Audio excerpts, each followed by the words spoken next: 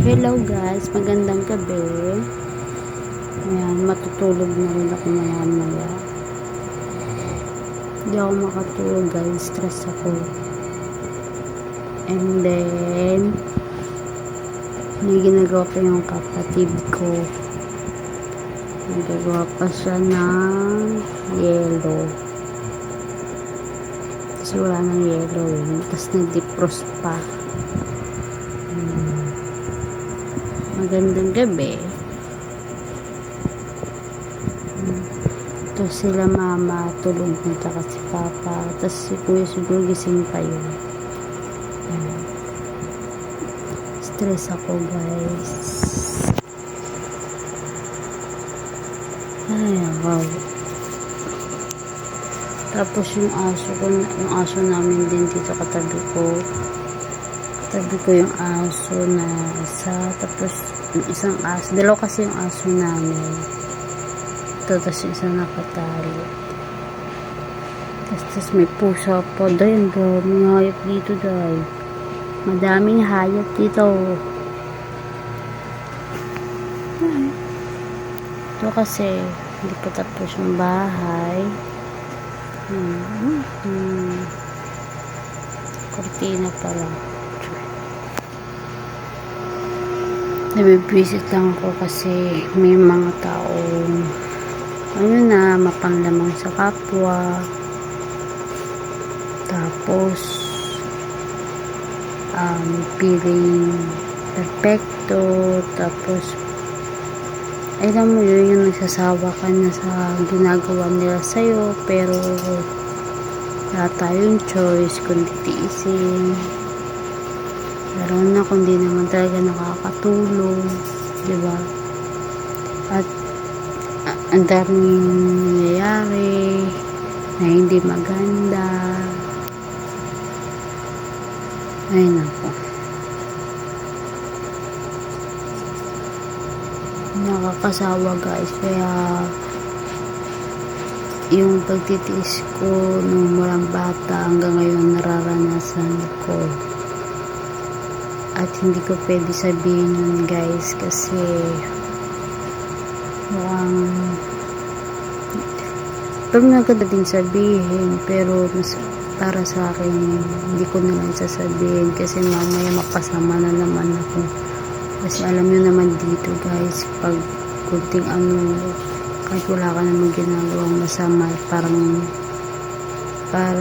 ikaw lagi sinisisi. Kaya ako ginagawa ko, kahit gusto ko pagtanggol yung sarili ko,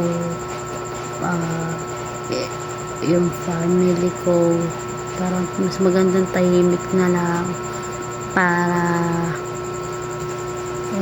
tawag doon, parang wala nang gulo. Kahit hindi na talaga maganda yung ginagawa nila at pwede pa silang kasuhan, diba?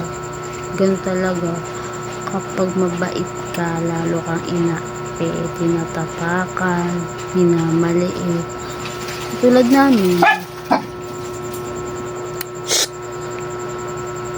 Maingay aso kasi yung pusa namin nagkakutkat siya kasi dumudumi siya dun sa niya, parang buhangin siya na ganun, parang buhangin. Tapos pero binibili yun, tapos may mga flavor.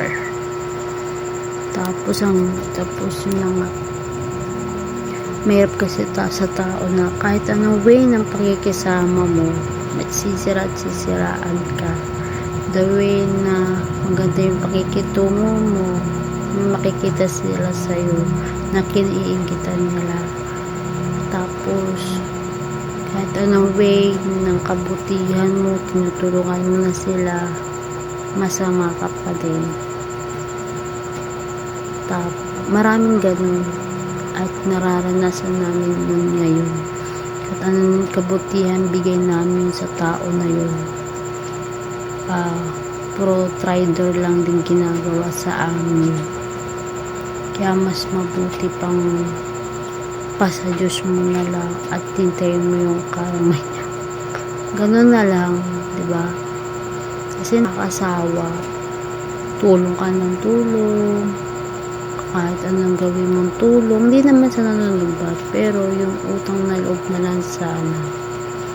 Pero tas hindi kasi yung taong hindi niya nakikita yung kabutihan namin, ang nakikita niya lang yung manlamang ng tao, manira ng tao, mang-away ng tao.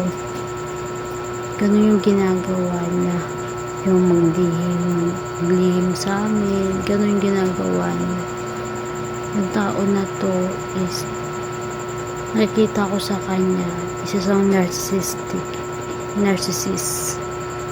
Ang mga narcissist, sila yung gusto nila, sila yung bida-bida, sila yung nagmamalaki nila yung achievement nila kahit hindi naman talaga dapat ipagmalaki. Tapos may naglalamang ng tao, nangaaway, gusto nila nangingi sila ng attention, ganun. Ay, nakakapagod guys, lalo na kung maliit pa lang nararanasan mo yung mga taong ganun, at ngayon hanggang ngayon nararanasan mo pa din, at nakakapagod siya the way na hindi na maganda. Dumadating na sa point na nakakasawa na siyang nakakasawa na siyang pagpasensyahan, nakakasawa na siyang bigyan lagi ng chance na hindi niya na deserve ng kabutihan na binibigay namin, kasi wala siyang ganun, wala siyang utang na loob, hindi siya marunong magpahalaga sa tao, kundi sarili niya lang iniisip niya. So yun na lang muna guys, babu.